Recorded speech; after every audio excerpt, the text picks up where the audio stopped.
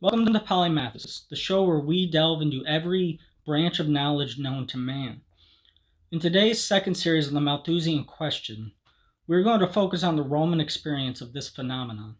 I have to be honest, I am a big Roman history buff, and it's the period of history I really know best, so I will often go back and compare them to the modern experience to give a sort of contrast. And there are good reasons for doing this, because Rome's path to hegemony over the Mediterranean is very similar to America's path towards hegemony over the world. So without further ado, this is Malthusian Questions Part 2, Rome versus the Specter.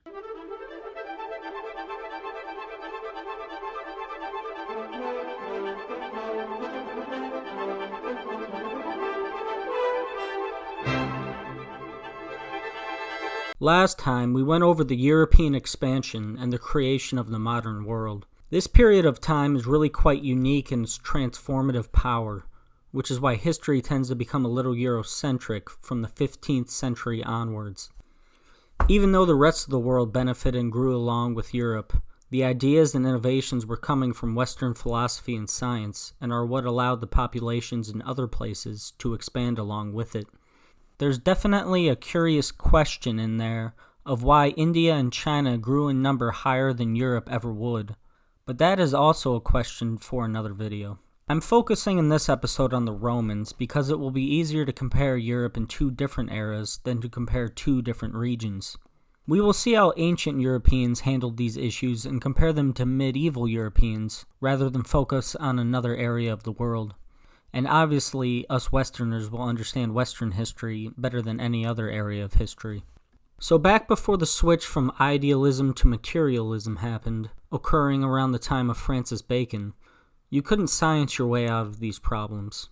Back then, the explanations of phenomena were not deduced through studying it, shedding all bias from your observation, and only recording what you saw. No, science was more guesswork and heavily biased by your personal philosophy and belief system. So back then, science was referred to as natural philosophy because it was in a sense more philosophy than science. The Greek era may have seen a great leap forward in philosophy, but besides Aristotle's efforts, science and technological development were slow. That being said, unlike the Greeks, the Romans were not philosophers by any stretch, but they were unequaled engineers, and they oversaw great leaps forward in architectural technology. Though the Greeks inspired Western thinking more than any other people in Western history, the Romans inspired our institutions, form of governments, logistics, and military strategy more than any other. The entire American Republic was designed around the Roman Republic. This becomes obvious just by looking at Washington, D.C.'s architecture, an emulation of Rome. There's this common quote when focusing on Roman history, that Rome conquered its empire in self-defense. This quote has always spoken to me. The threats that faced the Romans were often external, and even when on the offensive, Rome was really looking at these situations long-term, only invading other states to prevent the reverse from happening in the future. When Rome conquered a land, it was because the owners were so recalcitrant that they gave the Romans no choice but to bring them into their empire and Romanize them. So even offensive wars were really defensive from a certain point of view. But the quote is not entirely accurate. Rome did not conquer only in defense from rival nations and tribes. The real reason it conquered was for access to more resources. Going back to the 5th century BC, we see the formation of the Roman Republic. Rome was a large ancient city almost from its inception, because around 470 BC it sacked its sister city of Alba Longa, due to the duplicity of that city in a conflict, and forced the inhabitants of Alba Longa to leave their city and settle inside Rome, doubling its population overnight. From then on, Rome would face periodic and regular years of famine, because of its massive population for the time period, about 120,000 people. With their primitive farming techniques, they could never squeeze more food out of the land, so they were left with only one option: expansion of territory. After the sack of Rome by the Teutonic tribes led by Brennus in 392 BC, Rome would set off on an unprecedented period of success in warfare. First, they fought the Latins, then the Samnites, and finally the Etruscans, beating them all. In a century, they would conquer all of Italy. This wouldn't be enough for them. Their eyes were soon set on the rich lands of the island of Sicily. That desire to end famines permanently would lead to a century of warfare with Carthage centered around 3 conflicts known as the Punic Wars. The primary goal of this generations-long conflict was a steady supply of grain and food products. Rome suffered over 1 million casualties during these 3 conflicts, and nearly succumbed to complete defeat at the hands of Hannibal during the Second Punic War. Their desire to end famines nearly destroyed the Republic before it really became something to talk about. It was only through stubborn pride and obstinate denial that the Romans survived Hannibal. It is often said that the women of Rome conquered Hannibal by having so many children in this period when Rome had suffered losses up to 25% of their population. As they say, quantity has a quality all its own. After Carthage was defeated in the Third Punic War and the city was sacked, they destroyed nearly all the writings of the Carthaginians, wiping out their culture's point of view from the historical record, except for a lone farming manual written by a man named Mano. They used this manual to create an agricultural empire, building off his techniques. This helped in the Romans' conquest of scarcity, but it still did not solve their issues completely. The Western Mediterranean was now entirely under Roman control, along with the surplus of wheat, olives, and grapes of North Africa, Hispania, and Sicily. But again, this was not enough for the Romans. The Malthusian Trap was proven true once again, as Rome's population expanded to meet this new higher output. It would take the entire Mediterranean to feed Rome's avarice. In the same year they sacked Carthage, the Romans sacked the Greek city of Corinth. 146 BC marks the start of the Roman Empire by some measures, as this was when it wrested complete dominance over the entire region. In the coming years, they would be gifted half of Anatolia from the king of Bithynia, who gave away his nation to Rome in his will. The Romans would squabble and fight pettily over who would receive control and access to this territory. They had the whole wide Mediterranean world at their disposal, and still the Darwinist competition for resources led to infighting and political battles. The Gracchi brothers came to the forefront of history after the Punic Wars, dominating Roman politics for decades. They were reformers, almost proto-socialists in a way, as they both desired the redistribution of the means of production, and by means of production I mean farmland, as that was the primary means of production back in ancient times. The wealthy had accumulated vast plantations and estates through natural monopolization, the likes of which would be described by Adam Smith in early American history.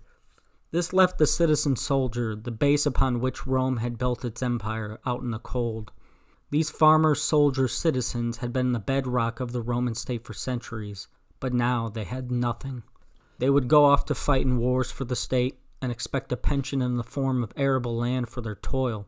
The upper classes left nothing for them, preferring to instead use cheap slave labor to run their farms for extreme profit, another one of those equivalents to American history. Like in the American northern states before the Civil War, the fears that slave labor would replace the need for wage labor was fully played out in the late Roman Republic. Those wage earners, or small-time farmers, went to the city to try and find a living instead. And when angry young men who are trained in arms are displaced from their rightful properties and easy retired life of farming, and are instead concentrated together in the slums of a massive city, things do not end peacefully. Young, angry men tend to become politically active, if you know what I mean. And so the late Republic would fall into anarchy and mob violence, the likes of which had been never seen, as they organized themselves into violent street gangs. This would all culminate in the First Roman Civil War, between the great titans of Gaius Marius and Lucius Cornelius Sulla. This would be the first of several civil wars, which would see the destruction of the Roman Republic by Julius Caesar and the final triumph over democracy by Caesar Augustus. It was control over Rome's vast resources which led to the string of conflicts. Their desire to end famines, to gain abundance and prosperity, had led them to the ends of the earth. When they reached the limits of their expansionist power, their energy was turned inward, to struggle for the resources amongst themselves. Only the incorporation of Egypt by Augustus would finally, literally, sate their hunger for good. The production and surplus of the Nile, North Africa, Spain, and Greece, along with Italy herself, allowed the city of Rome to grow to 1 million people, something not achieved by another European city until London in 1810. Looking at this quick summation of Roman Republican history, you can see the larger trend at hand. Yes, the threats of Gallic and German tribes coming down through the Alps to raid Italy was always in the back of the Romans' head after the sack of 392 BC, but most Roman wars were started because they desired more territory and more resources to exploit. Oftentimes, the litigious Romans would use flimsy casus belli to justify going to war without seeming like an aggressor, or they would instigate their enemy into attacking first for the same reason. Rome often wanted warfare, and would connive their way into getting it, while claiming that technically they were acting in self-defense. Sound familiar? The Romans during Julius Caesar's time had little to fear from the Gallic tribes to the north, but they had much to gain through conquest. Security was a secondary issue used as a way for the Roman state to justify their conquests. Food security and access to resources were always the prime directive of the state. And the way the Malthusian Trap works, this cycle never ends. There is never enough, because the population will always grow after gaining access to more resources. That is why you keep seeing the Roman state go after areas that produced a lot of food. Back then, food production was equivalent to GDP, which is why Egypt was such a crown jewel. If only we can control Sicily, we will have enough. But when they took Sicily and Carthage, they still wanted more. If only we had control of Hispania. If only we had control of Gaul. If only we had control of Greece and Anatolia and Syria and Judea. If only we controlled Germania. Well, they would hit a wall when they made the attempt to take Germania. The point is, nothing was ever enough, because their population would grow to new heights once they had these resources in hand. And this is at the heart of every state, every empire in history. It is no different between any culture or any time period. They will expand as far as they can manage. No amount of territory is too much, and this cycle would not be identified until Malthus did so in the late 18th century, so there was no way to control it, no way to even understand it.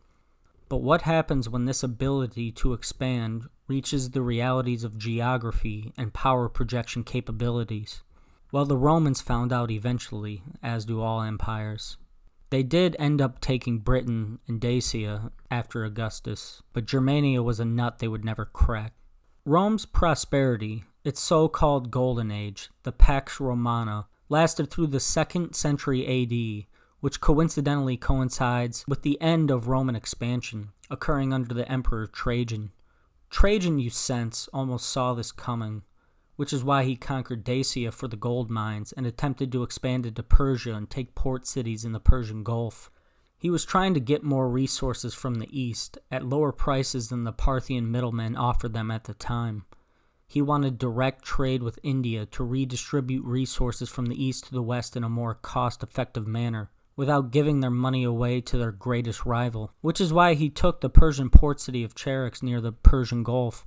He was trying to keep growing, trying to feed into the Malthusian Trap, but he died before he could finish his work, and Hadrian had to pull back due to revolts in Judea, Cyrenaica, and Cyprus. From then on, Rome could no longer feed into the Malthusian Trap. It could only maintain what previous generations had built, and like Europe in the Middle Ages, this stagnation of territory led to overpopulation. This experience was felt greatest in the center of the empire itself. The trade lines, long since established between the breadbaskets of North Africa and Egypt to the imperial capital of Rome, had to be maintained just to keep Rome from starving. A single interruption in the grain shipments would mean political and economic catastrophe. For the citizens of Rome, it meant famine. For the emperor presiding over the city, it meant their political legitimacy was at stake, and oftentimes their lives. This dependence on grain from the southern provinces doomed many emperors to a violent death, and often brought civil war, palace coups, and military revolts to the once peaceful empire. This problem would never be solved, as Rome never enjoyed the free shipping lanes of the early empire that mare nostrum after the 3rd century crisis. The Romans' weakness, and their leaders' weakness, was sourced from their Malthusian plight. Political legitimacy rested on the ability to feed that great mass of people, to provide the constant bread and circuses that those people desired. Eventually, this led to the emperors leaving behind the eternal city for good, to get away from the Malthusian Trap. Starving people in Rome couldn't overthrow you if you centered your imperial reign somewhere else entirely. But the issues of famine were small ones compared to their effects on the wider population at large. Once this period of stagnation set in, it was only a matter of time. Just 50 years after Rome's territory peaked, the Antonine Plague wiped out 5 million people across the empire. It might seem like coincidence that plagues strike right after civilization's peak, but it isn't one. They strike in these times for a reason. Good times lead to abundance. Abundance leads to overpopulation. Overpopulation leads to malnutrition. Malnutrition leads to disease. Disease leads to pandemics. Pandemics solve overpopulation. There's another quote you often hear, which is a little more poetic than that, but much less accurate. Hard times create strong men. Strong men create good times. Good times create weak men. Weak men create hard times. This quote is similar to what the Romans and Greeks noticed throughout their own histories, that frugal citizen soldiers built those great empires of Persia and Macedon and Rome, and their spawn reaped the fruits of those labors. Once they had power and had expanded their territory over large areas, they lost their frugality, they lost their edge, they lost what had made them great. They gained a desire for the nice things in life, for luxuries, and these things made them weak and soft, and then sometime down the road, their civilizations fell. But the Romans had good times for many generations, and it seems that whenever hard times fell, they always had men capable enough to stand against the tide of history. Even in the dark times of the crisis of the 3rd century, the Romans found leaders like Aurelian, which kept them going, and their army never became weak or undisciplined. The Italians may have gotten soft and fallen into luxury, but the provincials were there to stem the tide and fill the ranks of the legions. The Romans didn't fall because of luxuries and softness. Us modern folk who have been steeped in materialism all our lives know that increased spending and trade boosts the economy, giving the nation strength. Frugality can be dangerous economically. No, the Romans fell into the Malthusian Trap, which is what did them in. They expanded to their limits, and once they had, it wasn't just food resources that began to be strained. Sources of precious metals from conquest and raids and new mines and new territory stopped flowing in.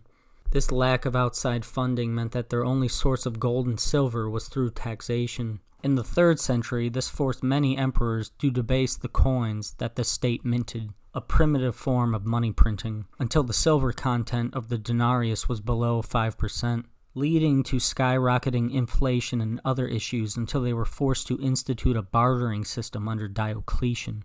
This is just one example of resource exhaustion that the Romans fell into.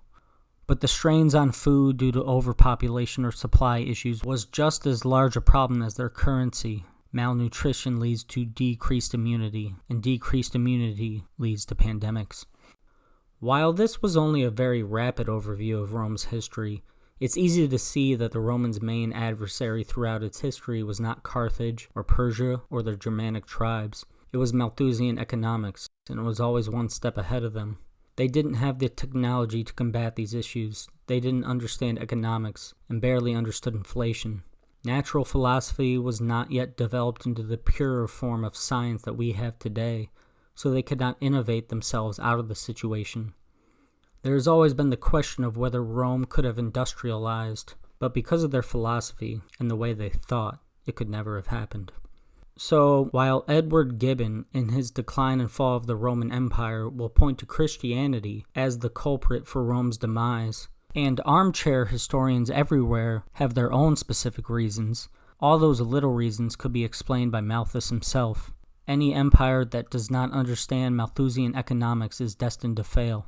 It is where this cycle of empires comes from. There is always a rise and a fall, an expansion and a decline. The Romans fought against the tide of history admirably and drug out their fall for many centuries, making it almost to the modern era in 1453. but eventually they would fall completely. And the principal reason that all empires are destined to fail is that Malthusian economics require an empire to constantly expand its territory to meet the needs of its population growth. Every empire in history has reached its limits somewhere, and once it does, a period of stagnation is guaranteed to set in. These levels of population at the brink could possibly be sustained, but in the long term, it is inevitable that famine, war, disease, or drought, or some other force of nature will bring that population down. And the issues caused by overpopulation, such as malnutrition and increased competition, creates an opportunity for these disasters to take place. Notice these four forces of nature are the four horsemen of the apocalypse: famine, war, conquest, plague. They signal an end of an age, the end of good times. These horsemen seem to only appear after a society is peaked, when an empire is waning. This is no coincidence. If you can't go up, the only way you can go is down. On a long enough timeline, every empire dies. Alright friends, that will be all for today's episode. I hope this gives a succinct explanation for why there is this cycle of empires that appears throughout history. It is simply a result of Malthusian economics and population growth. Let me know your thoughts on this matter in the comments. I know we're covering large parts of history at once, but this really gives you a wide general overview of long-term socio-economic trends. Sometimes the broad strokes can give you as much understanding as the little microcosms of narrative history. Next time, we are going back even further to take a look at mankind before history began. The Neolithic period is the time that differentiated our species from the rest of the animal kingdom for good, and what led to civilization existing in the first place. I'll see you next time in part 3.